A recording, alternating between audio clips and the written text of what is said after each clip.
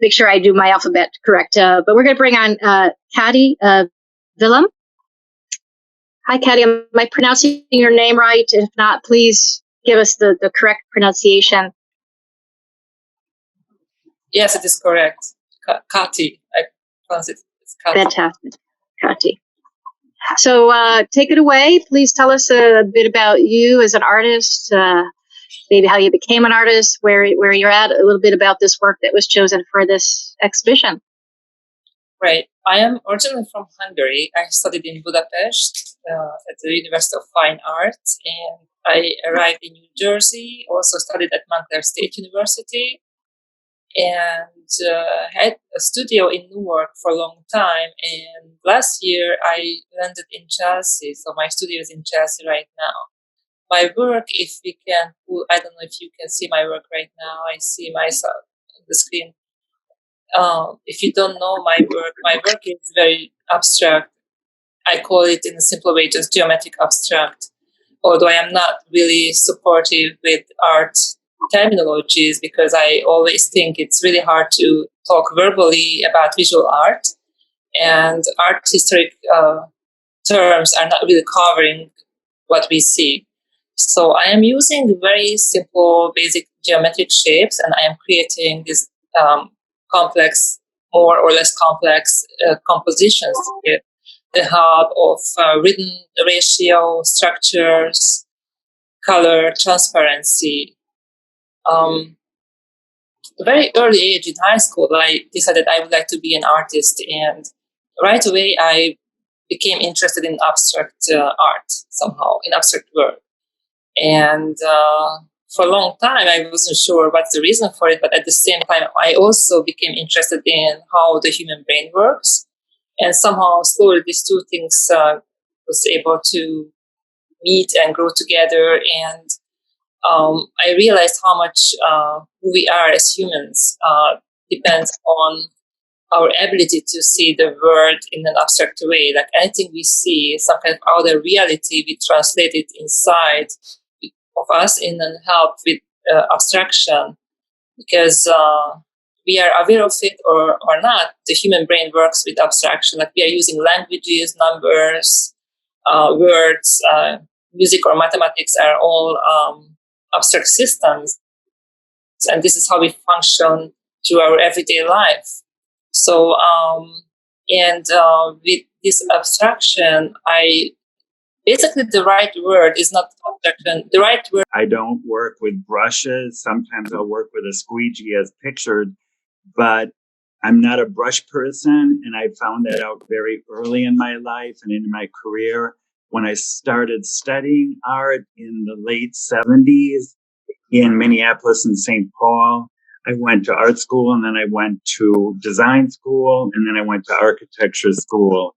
And now I'm teaching for the past 30-some years at the New York School of Interior Design. I teach advanced color in the MFA and the BFA programs.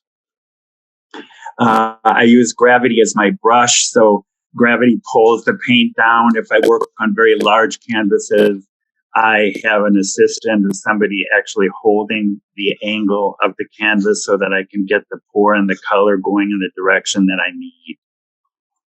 These are some recent work that I did over isolation in New York. I was the only one basically working on my floor in the West Chelsea Artist Building. And I worked with a series. The painting on the left is French acrylics. They tend to be more transparent and they dry faster. The work on the right is all Dutch oil, and they dry in a very slow time. The painting on the right took about 4 months to complete.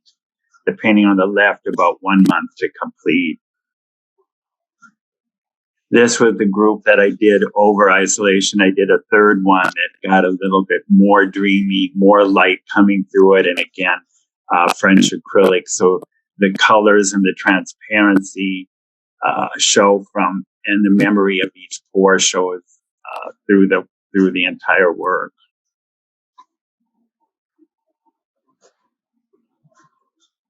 This was a commission I did for a lobby at Recent. I did it for 200 East 57th Street for their lobby. I worked on it for about 2 months. It's a triptych that's over 25 feet long.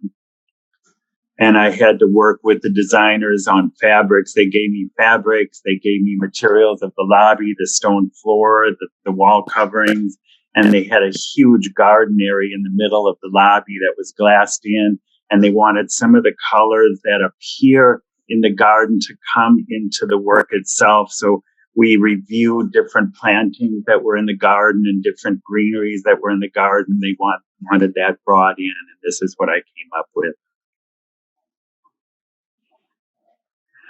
Here's my studio here in San Diego. Actually, the shot on the left is very current. I'm working with some landscapes right now, also poured. The landscapes are about 12 colors poured at once.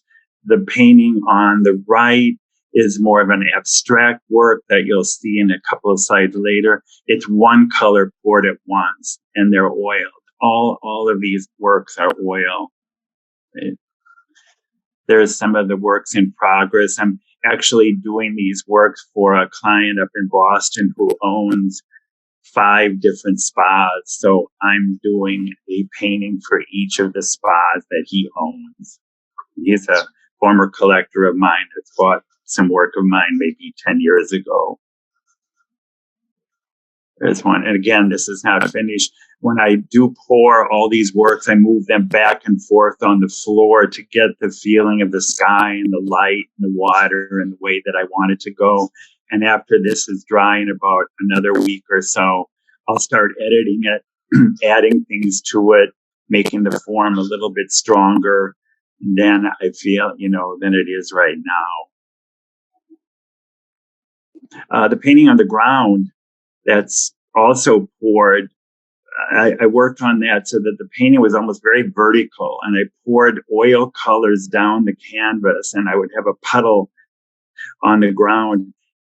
And I got the idea from watching this guy in the subway, and he had on all these colors, every sleeve and every part of his body had a different color on it. And then on the bottom part, from his ankles down, he had black and white on, black and white shoes, black and white socks. And I thought, oh my God, that would make such a beautiful painting. So I did the black and white colors towards the bottom of the canvas, and then the full colors up on the side, and said that was my version of looking at that person.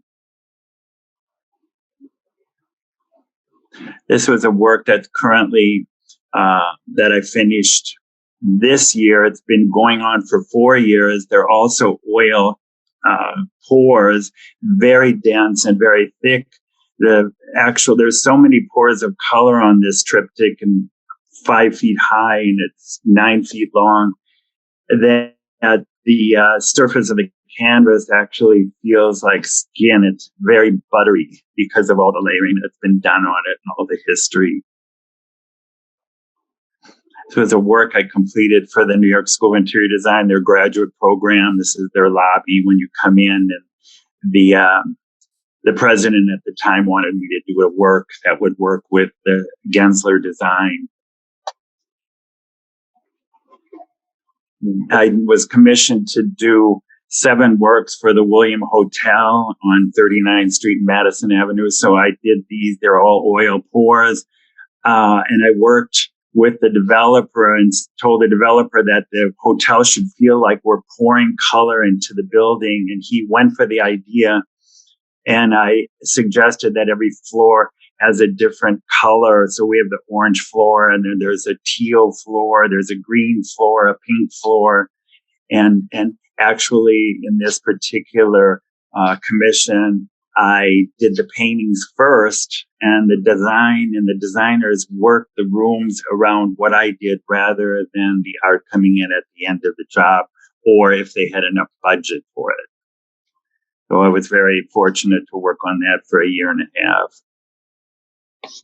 This was a restaurant down at 2nd Avenue and 12th Street. I told the owner of the restaurant that those white ceiling tiles need to go. And I said, I'll take them to the studio. And I did pours of color over them over a course of about 2 months. I brought them back and we installed them.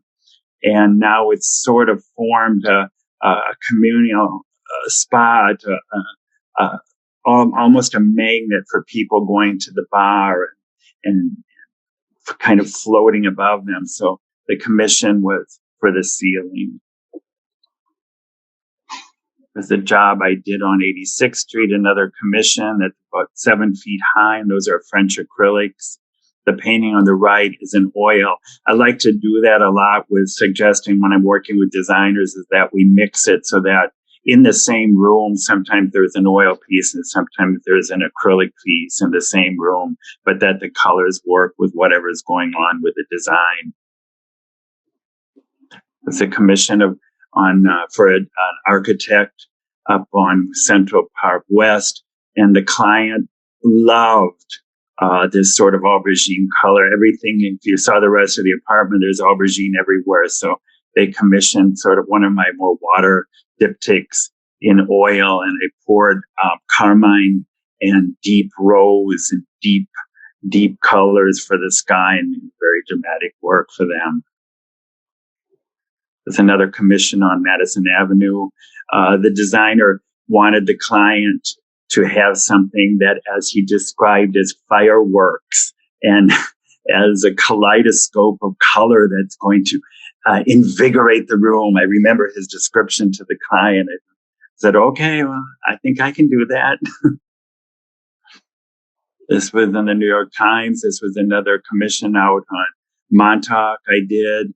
And that made the cover of the Times when it had the location in the home section back in 2010, and some of the work in New York Spaces magazine. Recently, a sculptor gave me, I met at actually the New York Studio School, and we really enjoyed talking with each other, and we kind of jokingly said, well, we really need to do some work together. And one day he just rolled down the hallway in the West Chelsea building, and he brought these iron pieces that weigh 2 pounds less than a church, but he wheeled them in, brought them into the studio, and he said, just do what you want with them. So I started pouring colors on them, working throughout a couple of months, since the oil dries very slowly on iron. But it was really fun. That was kind of the end of it. And they're just actually in a state of drying right now. We want to continue our collaboration. I'm hoping he's thinking of doing works these are about 5 feet high. We're thinking of going 10 feet high and a little bit more, and really going for it.